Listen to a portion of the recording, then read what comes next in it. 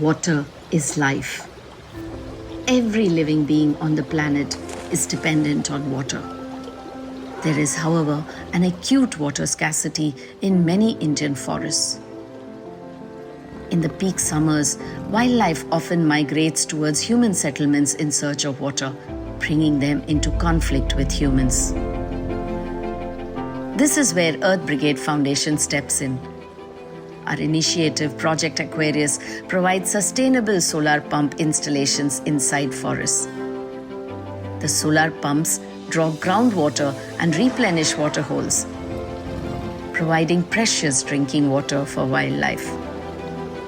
This benefits wildlife conservation and mitigates human-wildlife conflict.